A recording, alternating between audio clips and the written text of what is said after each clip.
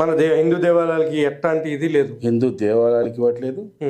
మన పూజారులకు డబ్బులు ఇచ్చేది ఎవరు? అది కూడా మనమే, మన దేవాదాయ శాఖనే. అర్థమవుతుందా? మన దేవాదాయ శాఖ పనిచేస్తున్న మన ఈవోలు ఉంటారు కదా, వాళ్ళకు కూడా జీతాలు ఇస్తుంది ఎవరు?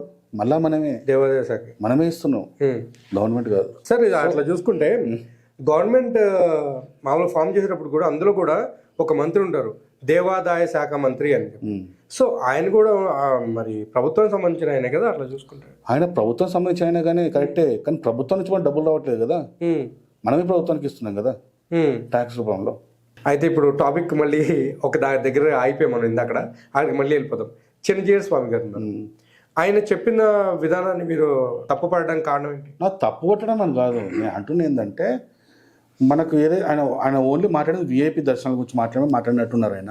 అవును, విఐపి దర్శనాలు అంటే ఇప్పుడు అది చూడాలి మరి. ఏంటంటే కొంతమంది ఏమంటారంటే విఐపీలు కదా, టైం ఉండదు, వాళ్ళు తొందరగా వెళ్ళిపోవాల్సి ఉంటుంది కాబట్టి, ప్రజా సమస్యలు తీర్చేది ఉంటుంది వాళ్ళకు, విఐపీలు ఉంటారు కాబట్టి అలాంటి వాళ్ళు తొందరగా వెళ్ళిపోవడం కాబట్టి వాళ్ళు తొందరగా దర్శనం అయిపోతే బాగుండని అలా అనుకుంటారు అని కొంతమంది అంటారు. ఎవరైనా కూడా దేవుని ముందు సమానమే కదా అని చెప్పేసి ఈ విధంగా మాట్లాడే వ్యక్తులు కూడా ఉన్నారు. అంటే ఇక్కడ చిన్నజీవి స్వామి గారు మాట్లాడి నాకు అట్లా అనిపించలేదు సార్, నేను కూడా విన్నాను. ఏమన్నారు ఆయన లిటరలీ చెప్పేదల్లా ఏంటంటే మనం మార్చుకోవాలి, అంటే పద్ధతి మార్చుకోవాలి గుడుల్లో. ఏమని సాధారణ మనిషిని ఆ విధంగా వెయిట్ చేయించి విఐపి దర్శనాలకు అని చెప్పేసి అంతంత డబ్బులు వెచ్చించి వాళ్ళకి దర్శనాలు సపరేట్గా ఇవ్వడం, వీళ్ళకి సరిగ్గా ఇవ్వకపోవడం. అండ్ ఇంకొకటి ఏంటంటే ఆయన చెప్పిన విధానం పర్వతాలు, వాళ్ళు పర్వతాలకు ఎందుకు వెళ్ళిపోతున్నారు? ఇప్పుడు వాళ్ళు డబ్బులు ఇస్తున్నారు, ఇప్పుడు డబ్బులు మేమే ఇస్తున్నాము మిమ్మల్ని, వాళ్ళు అదిగాక ఏంటంటే మా దేవుడి దగ్గర డబ్బులతో పని లేదు అన్నట్టు వాళ్ళు చెప్తున్నారు. కాబట్టి హిందువులందరూ కూడా పర్వతాల వైపు మొగ్గు చూపుతున్నారు అని చెప్పి ఆయన మాట్లాడడం జరిగింది. ఇప్పుడు దానికి మీ సమాధానం? మీ కుటుంబం ఉంది, ఓకే, నా కుటుంబం ఉంది.